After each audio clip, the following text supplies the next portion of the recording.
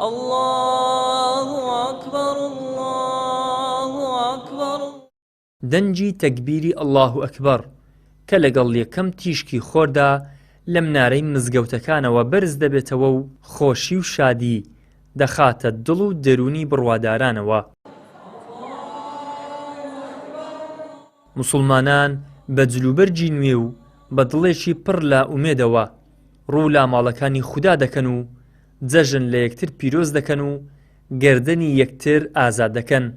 والله هەگەر دایک و باوک مابن یەکەم جار دەبی سەردانی دایک و باوک بکەی، ئەگەر ئەوان لێت نێزیک بن، ئەگەر لێشت دووەم جار سەردانی خزم و کەس و مسلمانە ئەکەی و جیرانەکانت. درم لەگەر هەموو خەڵکێکی خۆش و ئیشەڵڵا یعنی داوای لێبردون لە خەڵکی دەکەم، خەڵکیش ئەمنیش قبول بکردن، نەک هەر خۆم خەڵکی قبول، خەڵکیش ئەمن قبولکردن. ئەوەم دەوێت تا چەند گریگە لێبور دەبین بەرامبەر بە یەکتری. واللهی هەموو شێگەردەنی هەموو گشت هەر ئەوی بەشەر بێوی بنیادنەبی لێ ئازاد دەکەن. جژنە پیرۆز بە مسلمانان دەکەم بە گشتی بە تایبەتی شاری هەولێر پیرۆزبایش پڕ گەرمیان دەکەم. خی گەورە تاعات و عیبادەتان قبول کە ئینشاءڵڵا ئینشاءڵڵا بەنامماندانا سەردانی خزم کەس و دۆست برادەرەکان بکەین و سەردانی هێتیمەکان بکەین ئینشاءڵڵا.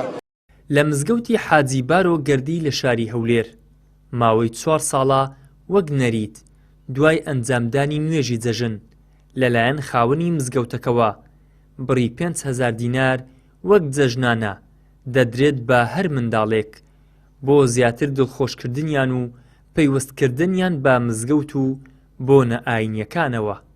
ئەم ساڵیش جیاواز لە ساڵانی تر جەژنانە درایە ئەو گەنجانەش کەوا تا کۆتایی مەراسیمی جەژنە پیرۆزە مابوونەوە. نوێژ خوێنانی مزگەوتەکەش وێردی زمانیان ببوویە جەژنت پیرۆز بێت و گەردەنت ئازاد بێت.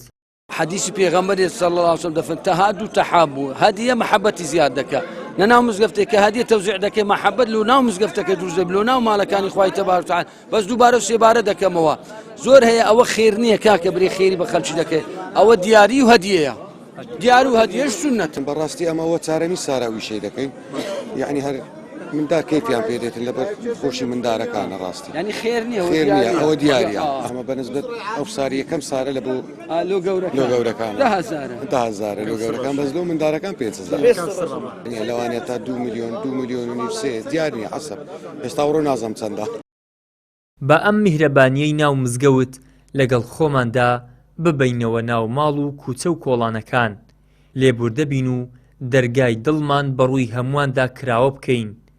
جەژنی ڕاستەقینە تەنها ئەو ساتەیە کە لێبوردەیی دەبێتە نەریت و ڕەوشتمان شادی لەگەڵ دەوروبەرمان دابەش دەکەین چونکە خودا سەیری ئەو دڵانە دەکات کە لە پێناو ئەودا میهرەبانی دەبەخشنەوە. ئیدریس محەممەد، کەناڵی ئاسمانی پەیام، هەولێر.